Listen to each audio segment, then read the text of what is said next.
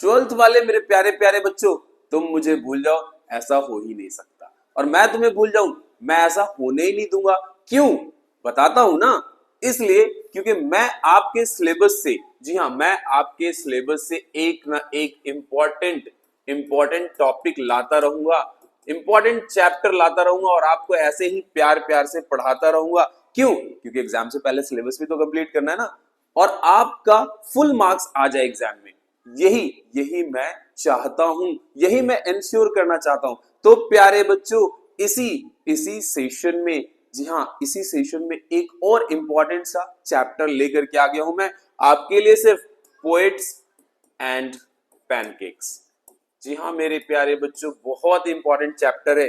तो जानना चाहते हो ना, तो फटाफट से कुर्सी की पेटी बांध लो, मौसम सवरने वाला है।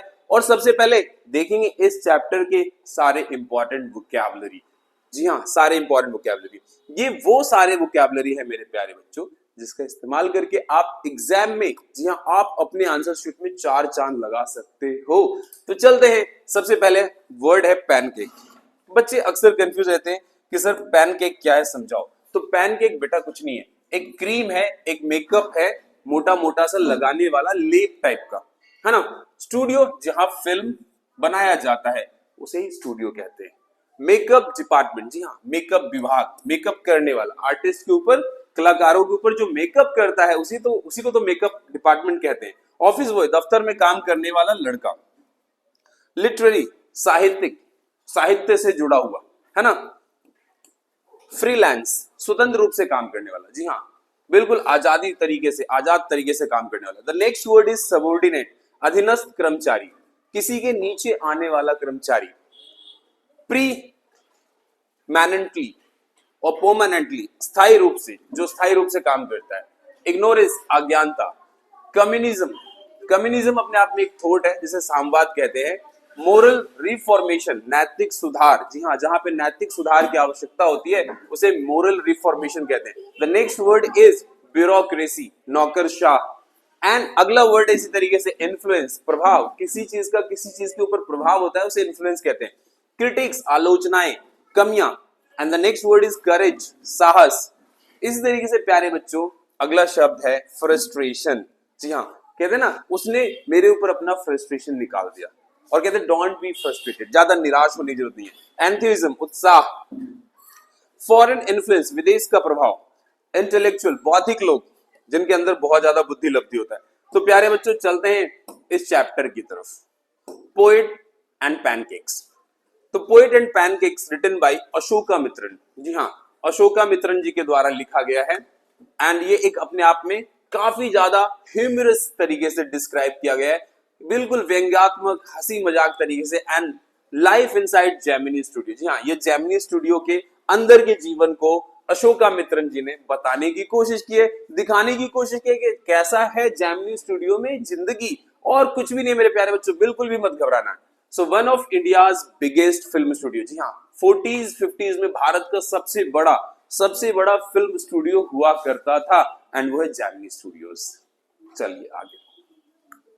So the narrator Ashoka Mitran, जो इस पार्ट के नैरेटर है उनका नाम अशोका मित्रन है।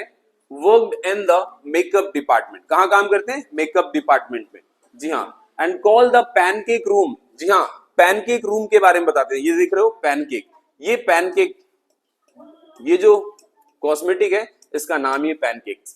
तो पैनकेक रूम में काम करते हैं वेयर द मेकअप आर्टिस्ट, जहां पे मेकअप आर्टिस्ट जो है फ्रॉम डिफरेंट डिपार्टमेंट, अलग अलग विभाग से, रीजन, क्षेत्र से, worked with the excessive enthusiasm, बहुत उत्साह से काम करते हैं, to turn every actor unnaturally fair, बहुत ज्यादा गोरा बना देते हैं सारे एक्टर को, ये सारे कॉस्मेटिक इस्तेमाल करके। खास के जो पैनकेक है ना, ये तो जेमिनी स्टूडियो में डब्बे ट्रक भर भर के आता है, और सभी आर्टिस्ट को ना बिल्कुल लेप दिया जाता है, बिल्कुल गोरा बना दिया जाता है। तो यही कहानी है। और बच्चे सोचते हैं पता नहीं पैनकेक क्या है। केक से आप ये मत समझ जाना कि खाने वाला केक है, ये तो कंफ्यूजन निकाल दो।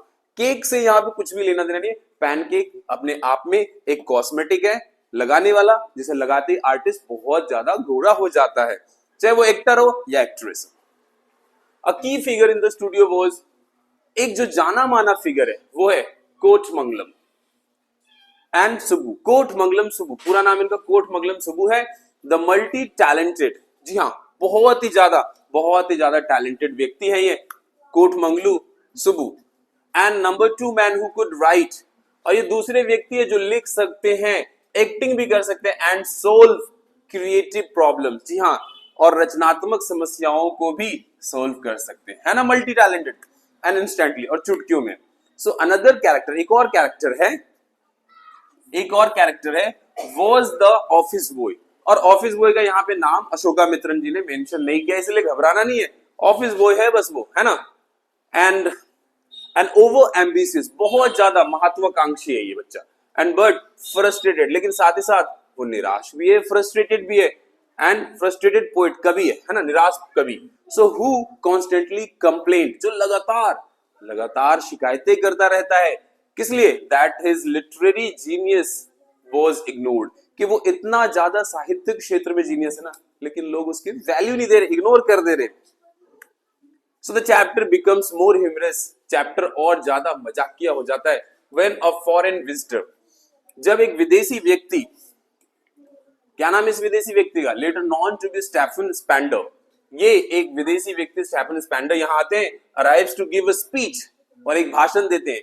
No one at Gemini Studio understood, और कोई भी जैमनी स्टूडियो में समझ ही नहीं पाता है, क्योंकि वो अंग्रेजी बोल रहे होते, हिज एक्सेंट और हिज इंटेलेक्चुअल टॉक, और जो उनकी बौद्धिक बातें होती है किसी के पल्ले नहीं पड़ती है। And his visit seemed pointless, और उनका आना मान लो कोई भी दृष्टि से सही नहीं था। सो एट दैट टाइम, उस समय, the studio workers did not know who he really was, कोई भी नहीं जानता था जैमनी स्टूडियो का व्यक्ति कि ये कौन है, जी हाँ, स्टेफन स्पेंडर के बारे में कोई भी नहीं जानता था, तो इसीलिए उसकी बातें भी समझ में नहीं आई। लेटर, आगे चल के, द नैरेटर, जो लेखक है अशोकामित्रन को पता लगा, discovered a copy of literary magazine, जी हाँ, लिटरेरी मैगजीन, जिसका नाम है एनकाउंटर में उन्होंने देखा, वेयर ही से सॉ द स्टेफन स्पेंडर, जहां पे स्टेफन स्पेंडर का उन्होंने फोटो देखा, नाम लिखा हुआ देखा, एज द एडिटर। तब उन्हें पता लगा कि इतने बड़े व्यक्ति हमारे स्टूडियो में आए थे। सो ये अपने आप में बहुत ज्यादा ह्यूमरस है। सो ओनली देन, और तब जाकर के, डिड ही रियलाइज दैट, और तब उन्हें महसूस हुआ, that same person had visited the studio earlier, कि यही स्टेफन स्पेंडर नामक व्यक्ति ही स्टूडियो में आया था, और उस समय हम लोग पहचान नहीं पाए, उनकी बातें हमारे समझ में नहीं आई। सो थ्रू दीज कैरेक्टर्स, इन सभी चरित्रों के द्वारा एंड इंसिडेंट्स, और हादसों के द्वारा, द चैप्टर शोज, चैप्टर से हमें पता चलता है, ऑर्डिनरी, सामान्य, चायोटिक येट अम्यूजिंग, और अपने आप में काफी ज्यादा हास्यास्पद है, life behind the glamorous facet on cinema, और इससे पता चलता है कि कितना ज्यादा जीवन जो है हास्यास्पद है इस ग्लैमरस भरे सिनेमा के पीछे एक्चुअली। तो प्यारे बच्चों, इस चैप्टर का सबसे इंपॉर्टेंट क्वेश्चन लेके आ गया हूं मैं। क्वेश्चन कह रहा है, डिस्क्राइब द राइटर्स एक्सपीरियंस, जी हाँ, लेखक के अनुभव को बताइए, क्या था जैमनी स्टूडियो में, and how it reflects the working environment, और किस प्रकार से वहां का मौसम है, कैसा पर्यावरण है, क्या माहौल है of the film industry in 1940, और खासकर 1940 के सेंस में होता है, 1940s के सेंस में। So the writer experience eight Gemini studio, लेखक को ऐसा लगता है कि जैमनी स्टूडियो में ना शोज अ बिजी, सभी लोग व्यस्त हैं, सभी लोग अपने आप में बहुत ज्यादा व्यस्त हैं, सभी लोग अपने अपने कामों में व्यस्त हैं, येट क्रिएटिव एनवायरनमेंट, फिर भी वहां पे एक रचनात्मक माहौल है, वेयर हंड्रेड्स, जहां पे 100 से भी अधिक लोग जो है काम करते हैं, ऑन डिफरेंट एस्पेक्ट्स, अलग अलग पहलुओं पे, फिल्म मेकिंग के, सिनेमा के अलग अलग पहलुओं पे। So from the crowd makeup, चाहे वो भीड़ भाड़ वाला क्राउड मेकअप वाला हो, या रूम हो, या फिर वेयर मेकअप आर्टिस्ट, जहां पे मेकअप आर्टिस्ट जो है मेकअप का काम करते हो, यूज्ड हैवी पैनकेक्स, जहां पे बहुत ज्यादा पैनकेक दिखाया ना मैंने, क्रीम है फेस पे लगाने के लिए, तो हैवी पैनकेक का इस्तेमाल करते हैं, मेकअप ऑन द एक्टर और एक्ट्रेस पे, टू, इसलिए to the strict office boy, और यहां पे एक और है, एक स्ट्रिक्ट ऑफिस बॉय है जिसका नाम अशोकामित्रन ने नहीं बताया है, हु ड्रीम ऑफ बिकमिंग, जो अपने सपने लेकर के जी रहा है कि वो भी एक दिन एक कवि बनेगा, क्या बनेगा, एक पोएट बनेगा। तो उसके भी अपने सपने। So the studio was full of unique character. जी हाँ, बहुत अलग अलग चरित्रों से भरा हुआ है पूरा का पूरा स्टूडियो, पूरा का पूरा ऑफिस।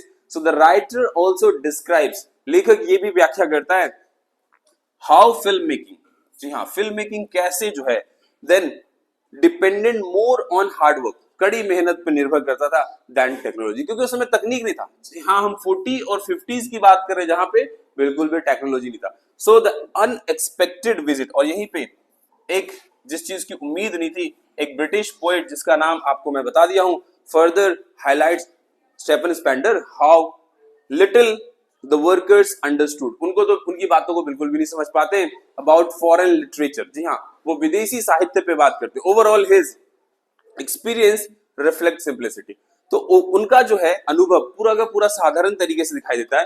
एंड कंफ्यूजन, अपने आप में एंथ्यूजम, लोग कंफ्यूज होते थे, उत्साह से भरे होते, and the charm of early Indian cinema, और भारतीय सिनेमा के शुरुआती जगत को दिखाता है, शुरुआती वर्षों को दिखाता है। तो प्यारे बच्चों, बहुत ही जल्दी आपसे मुलाकात होगी एक और इंटरेस्टिंग से लेक्चर में। All the best.